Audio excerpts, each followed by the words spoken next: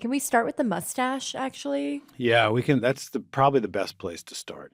Last episode, we heard from Woody Harrelson and Justin Theroux on playing E. Howard Hunt and G. Gordon Liddy, the two main plumbers. What we didn't hear so much about was something that I could not stop staring at during the show: Justin's mustache. Well, there's nothing better than a 40-pound piece of hair on your upper lip to sort of just remind you that you're not yourself. So if anything, it got me out of myself. It's this very kind of aggressive, forward-leaning piece of facial hair, which I think dovetails beautifully with the man himself, you know. It's really hard to have a mustache for that 6 months. It's great on set, terrible just in life. Had you maintained a mustache previously, or was this your first foray into mustache life? I had learned my lesson in the Ruth Bader Ginsburg movie where I played Mel Wolfe, and I had a little thin mustache, which we did paste on every day. And you just spend your entire day feeling like you're doing bad comedy because inevitably one half of it sort of falls down or the glue wears off, and it ends up being a distraction. You're sort of blowing it up, as you're trying to get through your lines. So better to have a real mustache. It just meant you had a lot more explaining to do. Welcome back to the White House Plumbers podcast. I'm Olivia Nuzzi, the Washington correspondent for New York Magazine, and I've been covering the ins and outs of Washington, D.C. since the 2016 election. So I'm intimately familiar with the sort of political clownery on display in this series. So you're going to kill people? That was a joke. Yeah, but we can. Temporary relocation, unharmed. We could absolutely have them killed. It's not fine. It was funny talking to Justin about all of this. He's actually from Washington, D.C., so he understood where I was coming from. My father kept an office right across from the White House for a long time. And my mom used to write for the Washington Post. It was a kind of family where you would sit down and watch the nightly news every night, and you'd watch Meet the Press on Sundays. It has never not been in my consciousness that Watergate happened. That being said, it was always in the context of the Washington Post and how they had broken that story and the breadcrumbs that were left for them and the evolution of that case, and less about the burglary. The burglary was sort of just this lighting of the fuse that you would hear about. Once he got the role, though, Justin had to really find the character. Growing the mustache helped, as did the prosthetics he had pasted around his jaw to fill out his neck. But there was something else he took a while to find: Liddy's voice.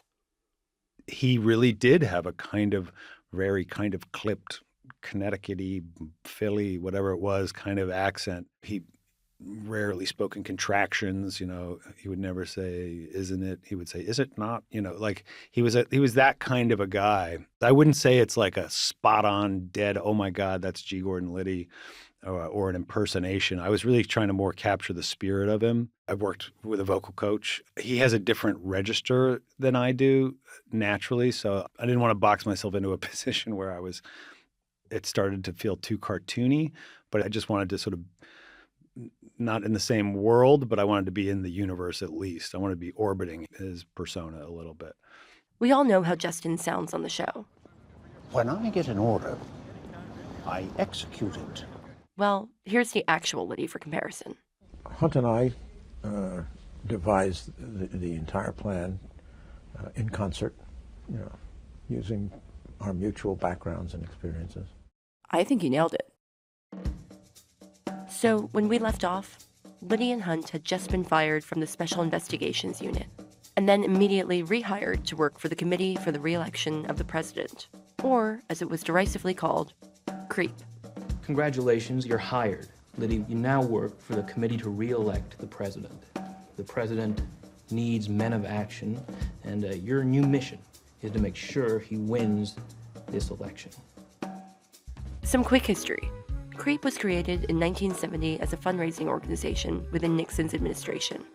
A year later, the committee opened headquarters directly across from the White House. Plenty of Episode 2 goes down inside CREEP.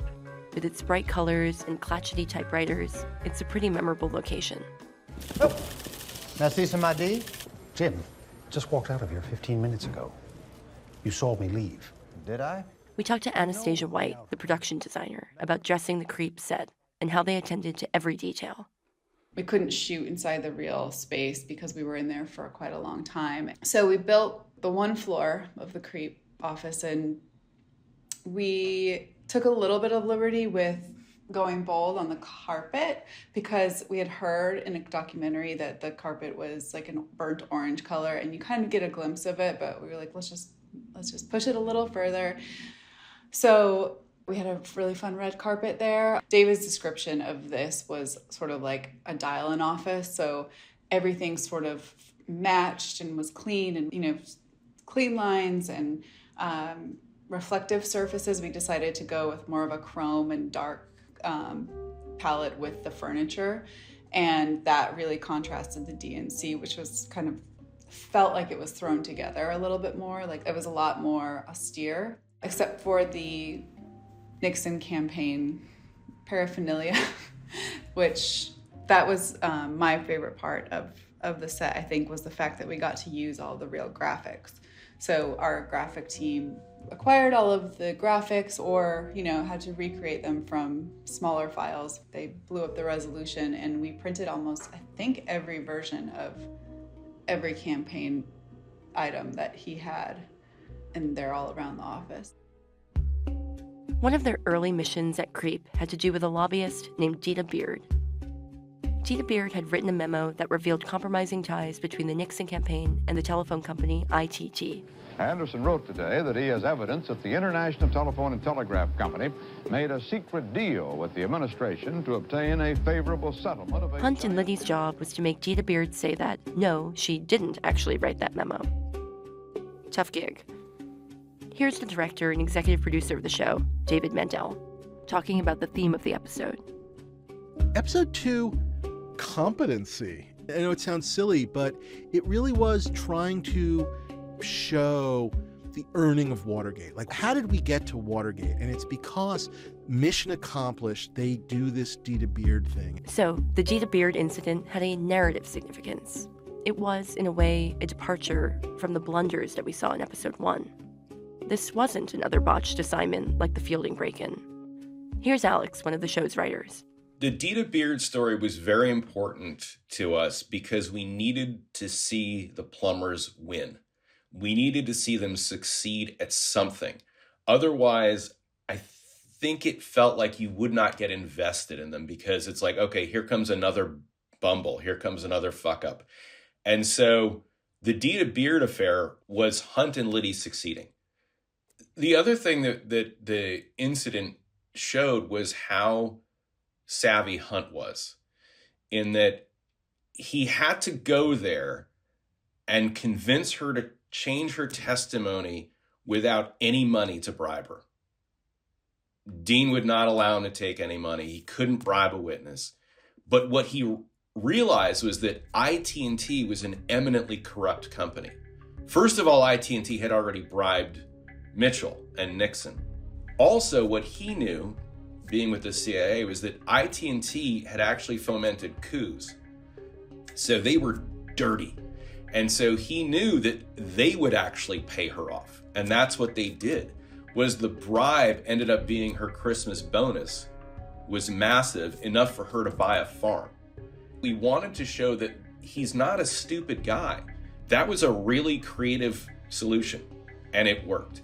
And it also recognized the depth of corruption that was happening at the time with politicians, with corporations, and how deeply in bed the government was with a company like IT&T. The ITT affair was a scandal. I mean, this was ITT bribing the Nixon administration with $400,000. That's the equivalent of about $1.4 million today. They were right to be worried that this would jeopardize Nixon's ability to run for a second term. In stepping up and redirecting Dita, the plumbers actually did something right. You kind of start to understand why John Mitchell and the rest of the administration said, hey, these guys are pretty good at dirty tricks. Maybe we should use them again. But in order to make this whole incident work on camera, there were a lot of factors that had to go right too. Let's throw Kathleen. I was just going to say Kathleen Turner into the mix. Let's talk about Kathleen Turner. Holy crap. Yeah, let's talk about Kathleen Turner. Pritzi's Honor, Romancing the Stone, Peggy Sue Got Married, Body Heat. Whether you know her for her roles in film or on the stage, you know Kathleen Turner. And she's got the best voice since Lauren Bacall. You might recognize it from when she played Jessica Rabbit. Even David Mandel, who was the producer on Veep and Seinfeld, was starstruck. I think we're interviewing her next Oh, week. fantastic. Is there anything we should make sure to ask? Does she remember me? Our team did get the chance to sit down with Kathleen in Manhattan. You have bubbly water? Yes, we do. Aren't you? No. Aren't you afraid you'll burp with it? I think it was the best day of my producer's life. Somebody said to me, well, don't you realize you're a legend? And I said, no, I'm not. I've just hung in there a long time, guys, you know. Kathleen told us she first heard about Watergate when she was a teenager. She was living in London at the time, where her father was working as a foreign services officer at the embassy. The American population overseas was getting kind of a news lag at times. Because I remember we just organized my high school to march down Oxford Street to Hyde Park to protest the invasion of Cambodia. That was fun. I got to read about Watergate in greater detail, you know, as the years went on, and was just confounded by it. I still am. And there's one thing this show, White House Plumbers, does so well, is take the actual actions that these idiots performed as though they were reasonable. As well, of course we, you know, dressed up in these wigs and mustaches and pretended that we were CIA agents. What? Kathleen knew a little bit about Dita before playing her, but she hadn't thought about her for years before she was cast in the role. Dita was known as very hard-smoking, hard-drinking, raucous living character, so I suppose one mind goes to me. Not that I am either hard-smoking or hard-drinking, and raucousness, you know, that comes and goes. But in any case, if you want a hard, unapologetic female, you might think of me. Was I trying to portray Dita Beard in a realistic manner toward her? No. I don't imitate people. I act. I'm a very physical woman, George. Hiking, camping, snowmobiling, fucking. Well, I think I thought at first that White House Plumbers was kind of a fabrication or a fantasized sort of version of the events. And it wasn't until I started to get the scripts that I realized that, no, this was not fantasy. This actually was done. Kathleen brings a kind of gravity to the role of Dita Beard. Just seeing her face on screen, or just hearing her voice, is a sign to shut up and pay attention. I talked to Frank Rich, one of the producers, about the process of casting her. Dita Beard, I remembered it, but having lived through it, my stepfather was a K Street lawyer and sort of a quasi-lobbyist and friends with people like Drew Pearson and Jack Anderson. So that was the kind of world I knew about as a kid. And at the time, it was a very sexy story. We kept talking about who could play this role. And of course, no one remembers what she looks like. And I don't know, Dave and I were hashing it out. Somehow Kathleen Turner ended up on our list. And neither of us had ever worked with her. I don't want to sound like a fatuous fan, but Kathleen Turner was everything you would want Kathleen Turner to be. She still has that gravelly voice. She does not suffer fools gladly. She knows everything about acting and about filmmaking. The episode to me feels like a love letter to Kathleen Turner as a performer. I posed the same question to Mandel, and he nerded out a little bit. Did you know her at all before? I mean, not personally. Yeah. Obviously, she's Kathleen Turner. I'm 1970, so, you know, Body Heat, Romancing the Stone. I mean, where do you start? And, you know, I'm a prop collector. I actually own a Joan Wilder, one of her books from Romancing the Stone. You know, Joan Wilder? The Joan Wilder? You know, because she's a novelist, and I have one of the prop books of that.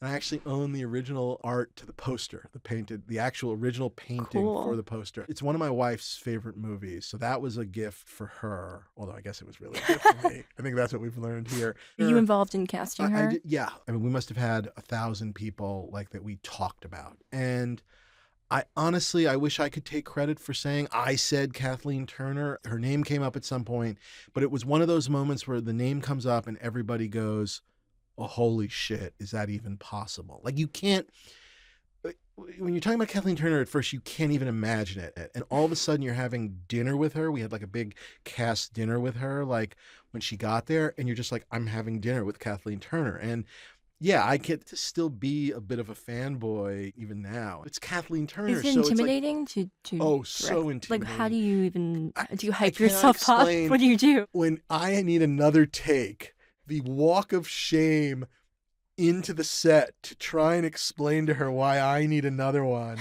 And it has so nothing to do with her. And like, that's number one of just Are like, you well, like, excuse me, I'm I'm just so like, I'm sorry. Mrs. Turner. There was a light that was flickering and I'm so sorry and whatever. So there's that. And then when I did have an idea, it felt like when I was like a brand new like writer and I was in my first writer's room where I would think of something I wanted to say and then I would like rehearse it in my head like 17 times before I said it out loud, where it was just like, I want to tell her I have this little idea, and it's just sort of like, I have an idea. I mean, it's just like it's Kathleen Turner. Funnily enough, both David Mandel and Frank Rich used almost the exact same phrase at one point. She's a salty broad in a great way. She's a crusty broad and seen it all. Mandel was describing Kathleen. Frank was talking about Dita. But then, when we talked to Kathleen, she also said the same thing. I am definitely a broad. That's fucking awesome. I am definitely a broad. Oh my God, what a fucking quote. It was Kathleen's first time working with the producer Frank Rich and director David Mandel. But she actually knew Woody Harrelson already. The two of them had worked nearby each other in London.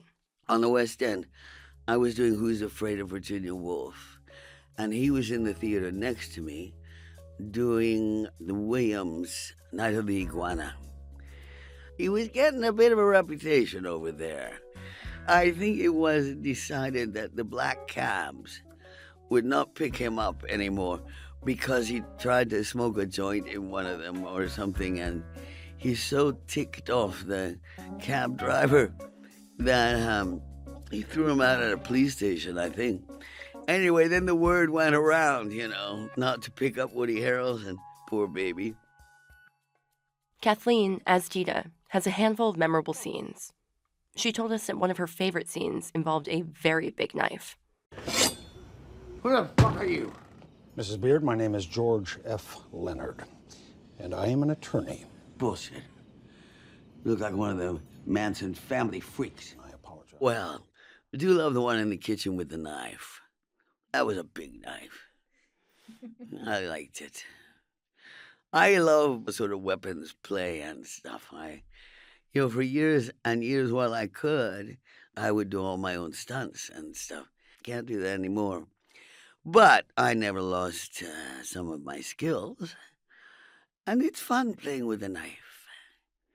I think Justin was a little taken aback momentarily. I looked too competent. But he trusted me. I have to say that Justin is one of the better brought up younger actors I worked with in that. I never meet someone for the first time on set. I consider that rather rude, So I will always go to their trailer or meet them in the makeup trailer, or perhaps would be so lucky as to have a table read to get to know someone a little before you start shooting. And Justin came to my trailer because he had finished already in makeup. So he came over to my trailer to meet me and to say hello. And I thought that was really, he gets good points for that boy. There's another great scene that Kathleen shares with Justin later on. It involves Liddy pushing Dita Beard on a wheelchair through the airport to get her to the Rocky Mountain Osteopathic Hospital, all while she's faking a heart condition. Edwina, you are raising my blood pressure. I must say, I think one of my precious memories is Justin running me in the wheelchair through the airport while I have an oxygen tank on my lap and a lit cigarette. I mean, it doesn't get much better than that. I mean, Kathleen Turner, my God, she was so much fun. Justin remembered getting the shot too. It was an incredible oneer. It might have been more fun for her than it was for me because if you'll notice, I had to push her up this long hallway in this airport terminal that we had rented. And it was an incredibly well-timed thing. We had all this dialogue that we had to cover as we're running, and we had to sort of spit it out furiously, and then it had to time out perfectly with turning and her smoking, and then the ticket handoff, and then us running down the ramp of the airplane, and then also the camera finding Woody sort of reading a newspaper surreptitiously. And I think we did it a few more times than I was comfortable with. I was also wearing these terrible wingtip shoes, which were made of wood, which killed my feet every day. Mandel talked to us about this scene as well. He's absolutely a fanboy, but he was also impressed with Kathleen in a different way.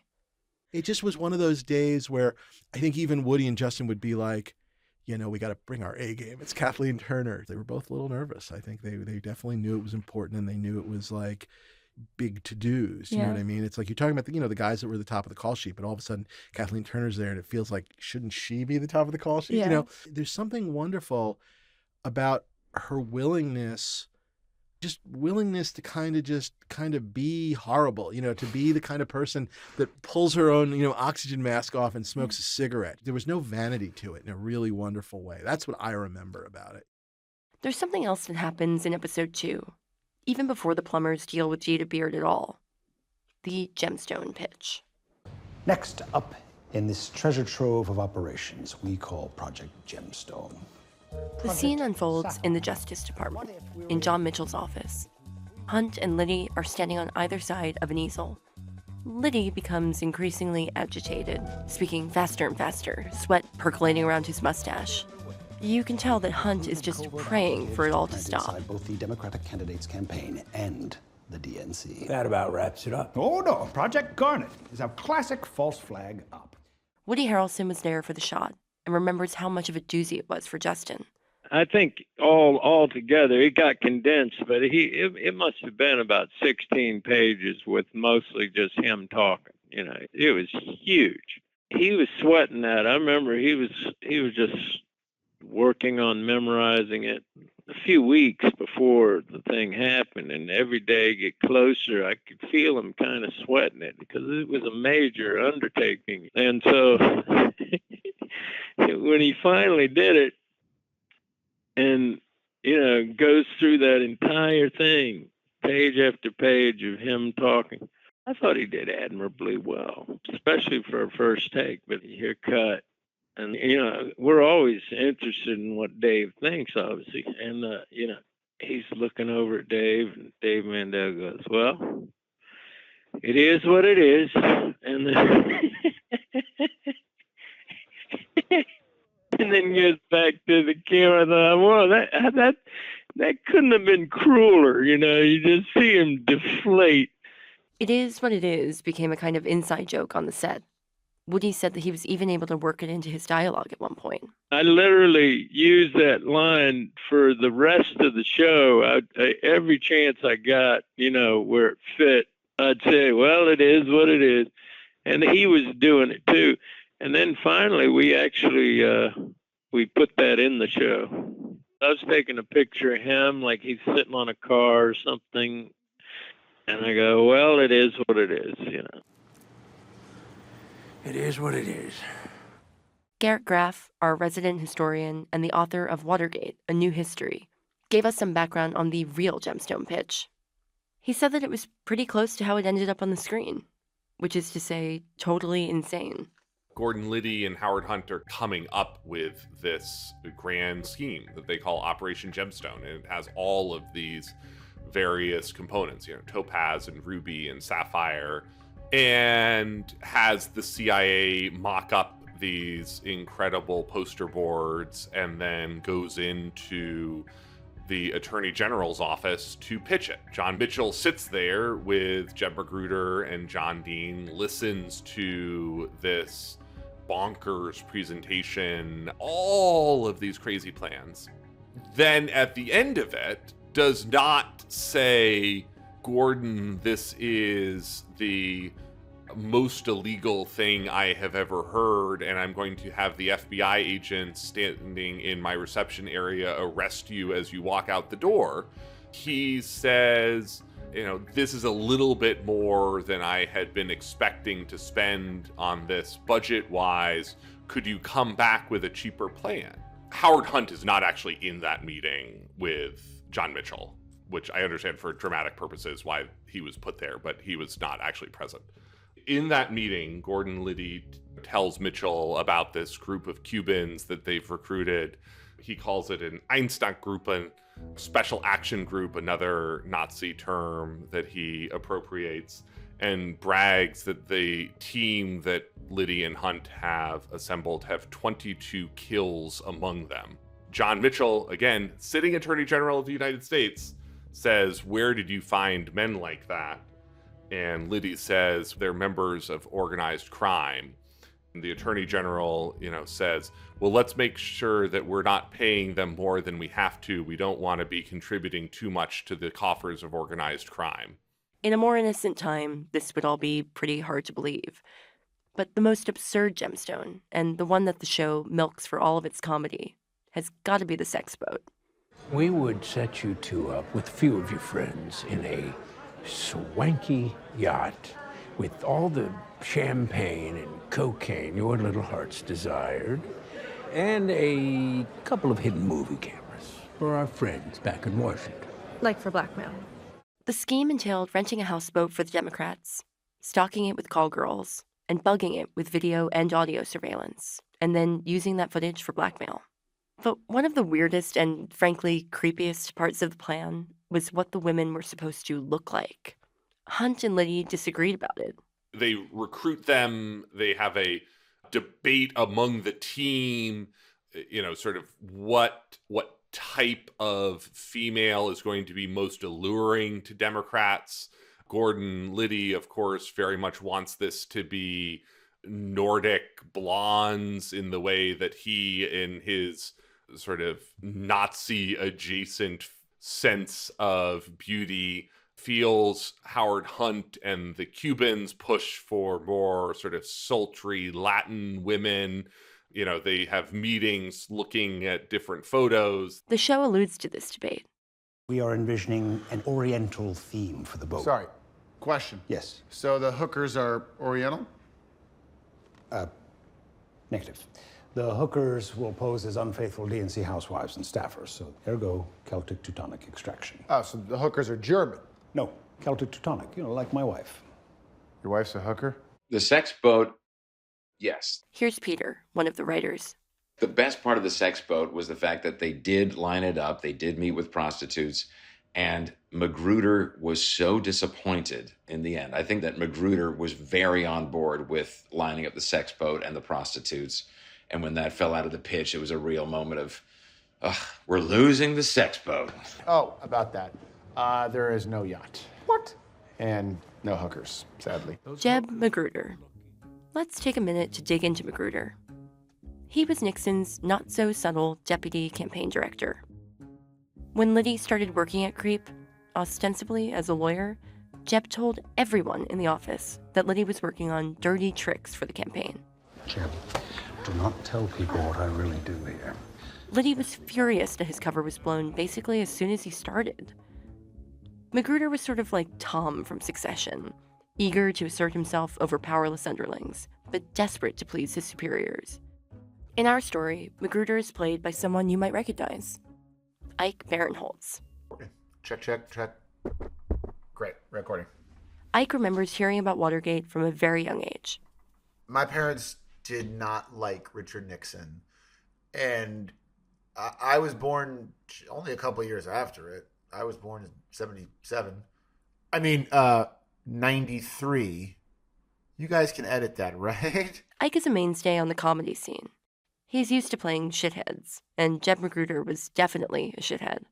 He was just like a country club asshole, kind of, like just basically the kind of guy who dominated America for many years. Grown-up frat boy, a little bit, like, you know what I mean? When I came aboard, I think they were probably close to shooting. I know that Dave, Mandel, and the producers were very keen on me playing Jeb. We don't not look alike. Me and, you know what I mean? Both like tall, white guys with like bags under our eyes, and he might have thicker eyebrows. One of the reasons I liked playing him he is a coward. Like, you can say what you want about Hunt and Liddy, but they're killers. Like, probably literal killers. But Jeb was so not that. But Jeb was the kind of guy who, if you were in his world, he was going to try to dom you. But the minute he's talking to, like, people that have actually gotten their hands dirty, he folded like one of his Brooks Brothers suits. To nail the look of Magruder, Ike didn't have to grow a mustache like Justin, but he did have to get groomed quite a bit. Magruder had real wavy hair. Most men, like, before 1973, I think like 75% of men in this country had wavy hair. I don't know what happened, if like we took the lead out of gasoline and like it like went straight or whatever, but like I had to go in every morning and get a thing called a Marcel curl or a Marcel wave or a finger wave, where they like basically like took my hair and gave me like a little mini perm every morning. You know, for me, the costumes it's a mixed bag because they are hot as hell, but a plus, we were still gloriously in an era where men could wear their pants above their belly button.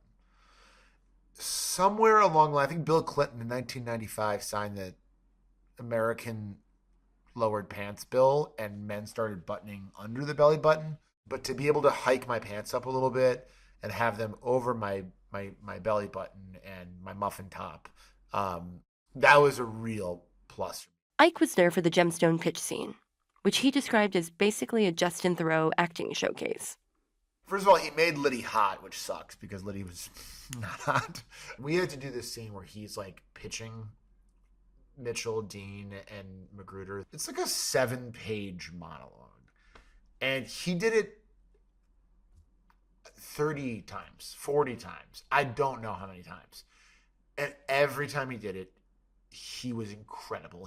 I said to him afterwards, that was really like amazing to watch. It's very frustrating because Theroux is a very, very, very good-looking guy.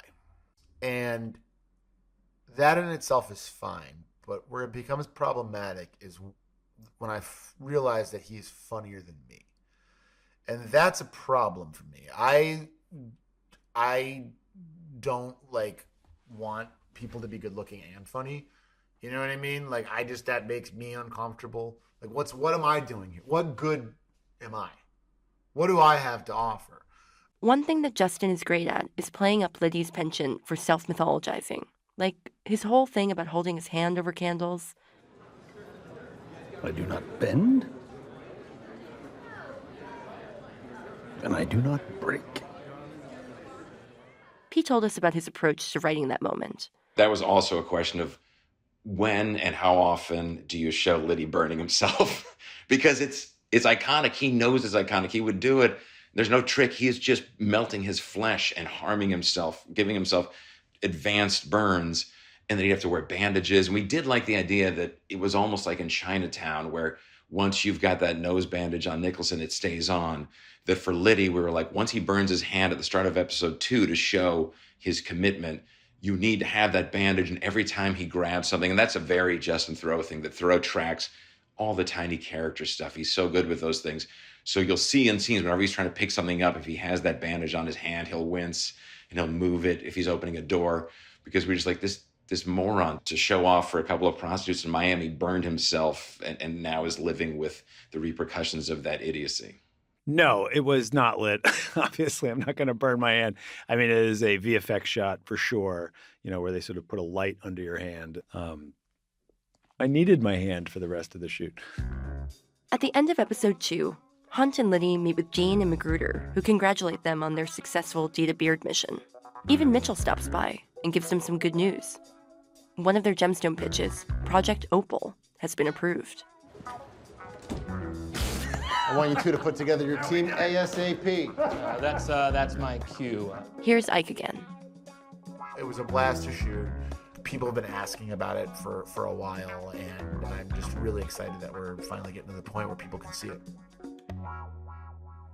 And learn about this Nixon guy, because I got to tell you something. He was the pits. Bad guy, folks. Next week on the White House Plumbers podcast, we'll be talking about the break-ins. All 4 of them. And we'll be talking to more members of the cast and crew. They did this because they thought it was a patriotic act. In Miami, these guys are heroes. He had so many guns all over his house all the time, and his kids were shooting at it was a house full of real guns. To this day, they didn't actually know why they were going in. They were going in to find something, and they didn't know what. And you realize Nixon didn't even know what. Was Jim McCord actually working on behalf of the CIA that night to get the burglars caught? This is the mystery. Make sure to catch next week's episode of White House Plumbers on HBO or stream it on Max. The White House Plumbers podcast is a production of HBO and Campside Media. This episode was hosted by me, Olivia Nuzzi, and produced by Natalia Winkleman. Hannah Baker is our story editor. Our associate producer is Charlotte Morley. Fact-checking by Annika Robbins. At Campside Media, our executive producer is Josh Dean. Editing and sound design by David Devereaux. Additional engineering support from Ewan Lai Tremewen. Special thanks to Michael Gluckstadt and Savon Slater from the HBO podcast team. Thanks for listening, and see you next time.